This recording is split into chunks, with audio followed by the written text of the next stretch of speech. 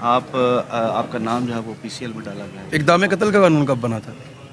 तो 1800 में बना था। ठीक है, गलत है? ठीक है, बना कानून ठीक होते हैं, उनका इस्तेमाल गलत होता है बेटा। अब इस चीज़ को यहाँ पोलिटिसाइज़ करने के लिए आप जो पैंतरा खेल रहे हैं ना, मैं यही काम करता हुआ यहाँ तक पहुँचा हूँ। गलत आदमी से भिड़ गया तू, मैं तुझे बताता हूँ।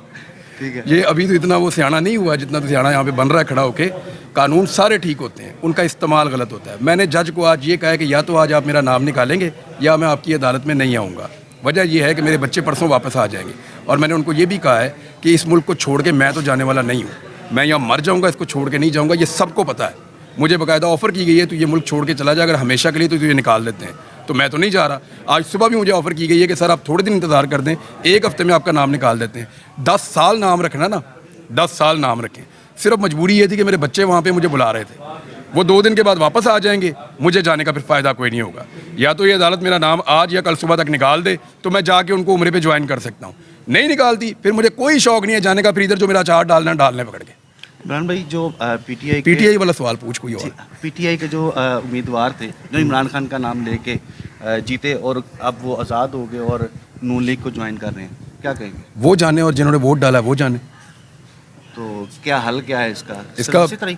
देखें, ये तो काजी फाइज ईसा को दुआ दें आप, और इलेक्शन कमीशन ऑफ पाकिस्तान को दुआ दें आप, जिन्होंने हॉर्स ट्रेडिंग का एक नया रास्ता खोला उस स्याह फैसले के नतीजे में। और कोई पीटीआई का सवाल?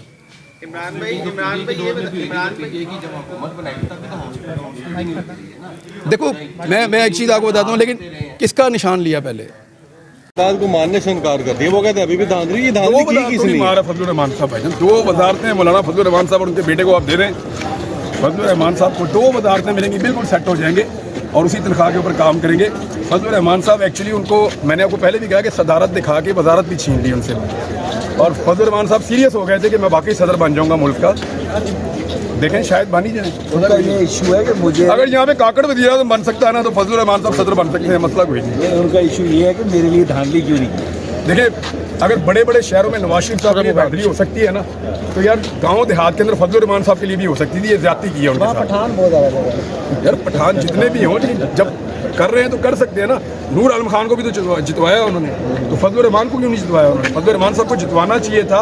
अगर धांधली करनी थी तो एक जैसी होनी चाहिए सबके लिए। ये ज्यादती है कि नवाज शरीफ साहब के लिए की गई है, और उनके लिए वो देखें, उनकी भी खिदमात उतनी ही है। इमरान खान को निकालने में, उनके खिलाफ कंपेन करने में, उनके खिलाफ जलसे जुलूस करने में फजलुर रहमान साहब की कंपेन और उनकी खिदमात कम नहीं है। उनको उतना ही मिलना चाहिए था जितना बाकियों को मिला। सर, ये जो मौलाना साहब में चेंज आया, ये कहीं गंडापुर की वजह से तो नहीं आया? अली अमीर गंडापुर का इंतखाब पीटीआई का, वो आप कैसा देखते हैं? अरे वो इमरान खान का इस्तेहकाक है, वो जिसको मर्जी बनाए। इमरान खान का अपना इस्तेहकाक है, जिसको मर्जी बनाए। अली अमीन गंडापुर को बनाए, किसी और को बनाए, जो उसका फैसला है, जो वो करना चाहे। उसने सोचा होगा कि ये मेरे लिए बेहतर है उम्मीदवार। बस एक चीज़ है उसकी अली अमीन गंडापुर की, कि वो